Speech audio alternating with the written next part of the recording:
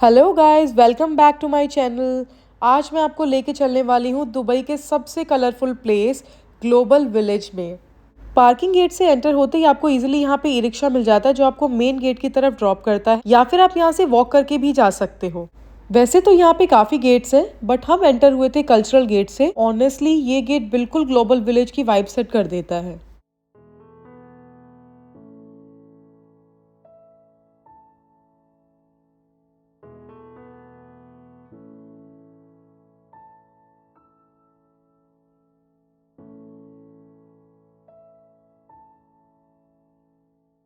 Now ticket check के बाद में finally welcome to Global village.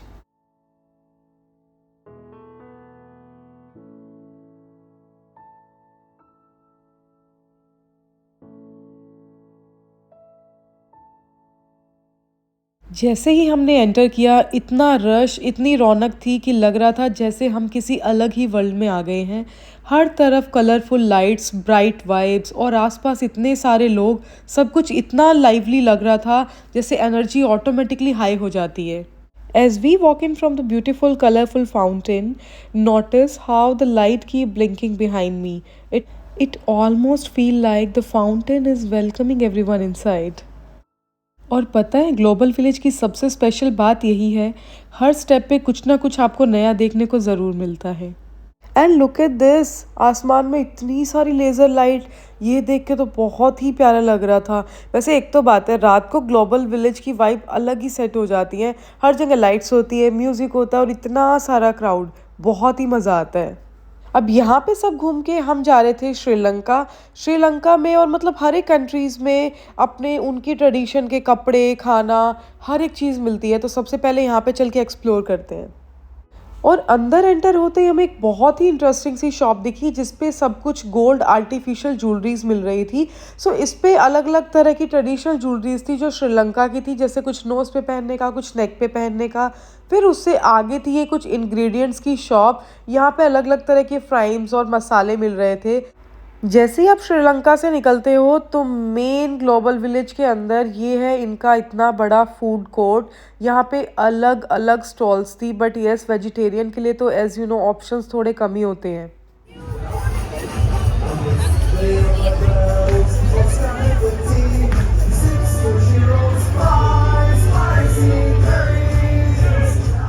इतनी सारी फूड स्टॉल्स देख के तो हमें भी भूख लगाई थी, तो हमने सोचा कि चलो हम भी डिनर करते हैं।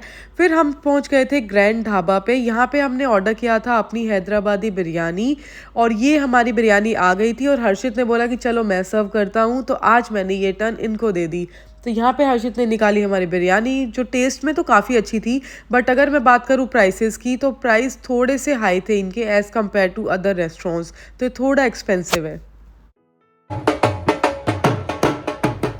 अब हम आ गए हैं फ्लोटिंग मार्केट की तरफ। चलो देखते हैं यहाँ क्या क्या है, let's explore.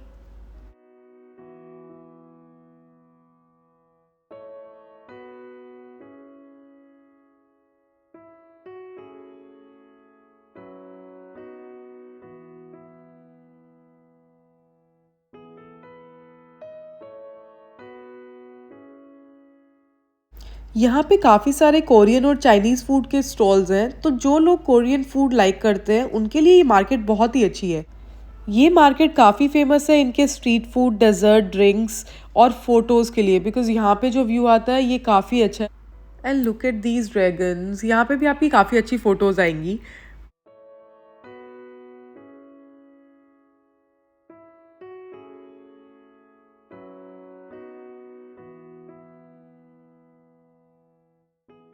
And look at this, ये क्रिसमस डेकोरेशन, ये इतनी प्यारी लग रही थी ना। मैं दुबई में जहाँ जाती हूँ मेरे को हर जगह ऐसा क्रिसमस वाइब्स और न्यू ईयर वाइब्स मिल रही हैं कि बहुत ही प्यारा लगता है, मतलब मज़ा आ जाता है देख के।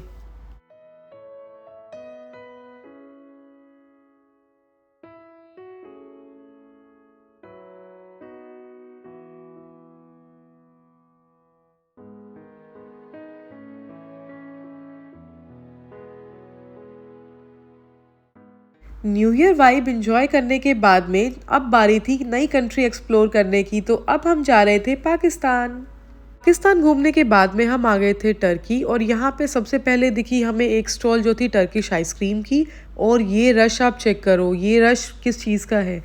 तो ये है यहाँ की फेमस स्टॉल जो है बिस्क। यहाँ मिलती है बहुत ही अमेजिंग एक टर्किश कॉफ़ी, सो वो भी मैं आपको ट्राई कराऊंगी। उससे पहले मैं आपको बता देती हूँ यहाँ पे दो स्टॉल्स हैं।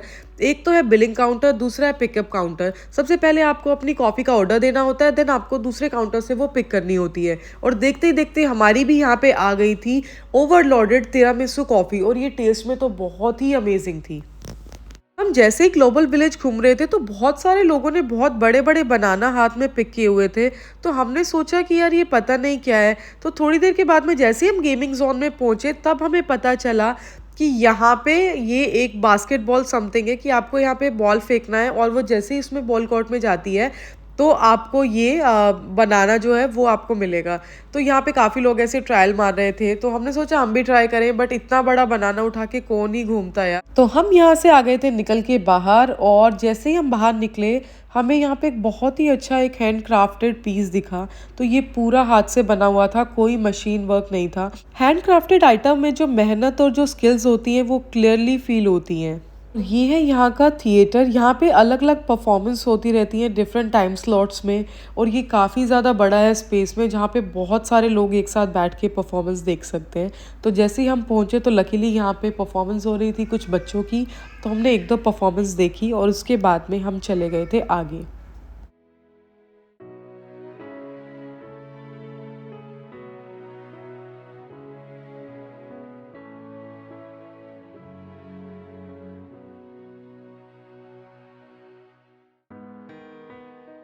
कुछ-कुछ चीज़ें आपको एकदम से इतनी अच्छी दिख जाती है ना कि आपका दिल ही खुश हो जाता है। यहाँ पे एक फाउंटेन चल रहा था और बहुत सारे बच्चे इसमें गीले हो रहे थे और मस्त गाने पे एन्जॉय कर रहे थे, कोई डांस कर रहा था, तो देख के बहुत ही अच्छा लग रहा था। अब चलो मैं आपको यहाँ का मोस्ट अट्रैक्टिव प्लेस दिखाती हूँ। तो ये है यहाँ पे इनका अफ्रीका, अमेरिका और यूरोप, जो तीनों साथ साथ में बने हुए हैं, और इसमें बहुत ही इंटरेस्टिंग चीज़ें हैं देखने की। बिकॉज़ यहाँ के क्लोथिंग, यहाँ की कल्चर और डिफरेंट चीज़ें आपको देखने को मिलेगी। तो सबसे पहले चलते हैं यूरोप, बिकॉज़ ये मेरा फेवरेट प्लेस है।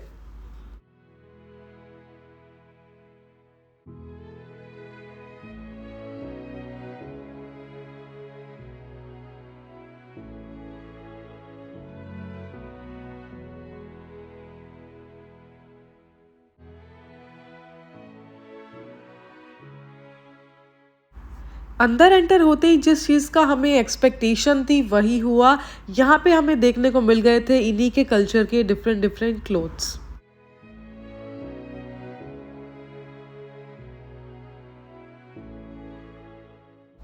और आपको यहाँ पे यूरोप स्टाइल का हैंडीक्राफ्ट आइटम, डेकोर पीसेस और बहुत सारी एसेसरीज मिल जाती हैं। और ये देखो शॉप्स, यहाँ पे पूरे बच्चों का क्लोथिंग सेक्शन था जिसमें बहुत सारी डॉल्स और टॉयज बहुत कुछ मिल रहा था।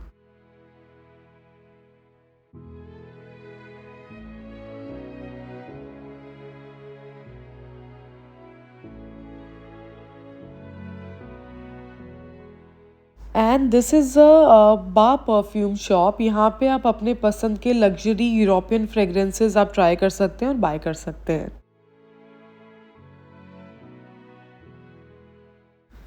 एंड ये लाइटिंग देख के तो आप समझ ही गए होंगे, yes it's a entry of China. So इन लोगों ने चाइना का पूरा थीम रेड कलर का रखा था। और यहाँ पे प्रोडक्ट्स और मतलब बाकी सब चीज़ें मुझे बहुत अच्छी लगी, बिकॉज प्राइजेस बहुत ज़्यादा कम थे। अगर आप 3 ड्रेसेस लेते हो तो that is just only at 100 dirhams. तो बहुत सारी मतलब ऐसी चीज़ें थी जो हमने एक्सप्लोर की बहुत ही कम प्राइसेस में। तो चलो आप भी एक लुक देखो।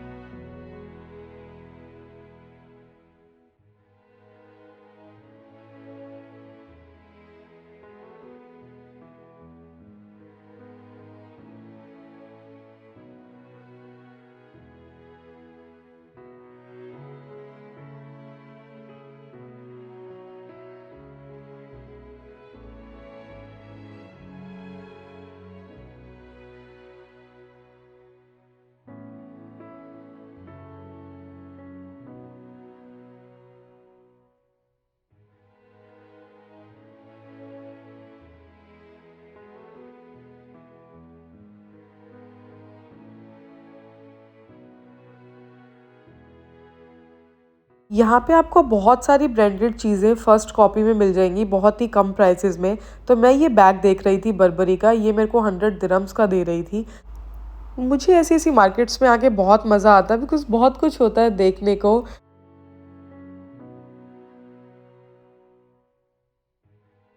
यहाँ पे भी सेम बैग्स मिल रहे थे 100 दिरहम्स में 1 और 150 दिरहम्स में 2।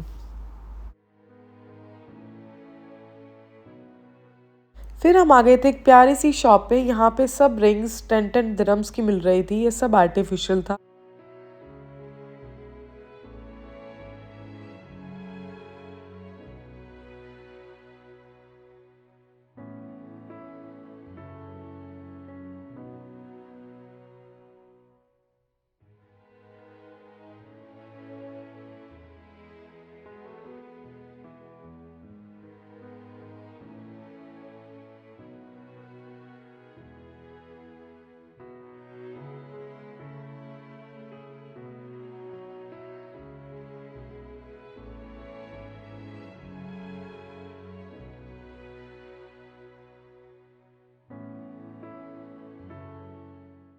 और उसके बाद में हम आ गए थे अफ्रीका में। यहाँ पे आपको एकदम रियल फेदर जैकेट मिलेंगे और इनका प्राइस स्टार्ट था 400 दिरहम से डिपेंडिंग ऑन द चॉइस।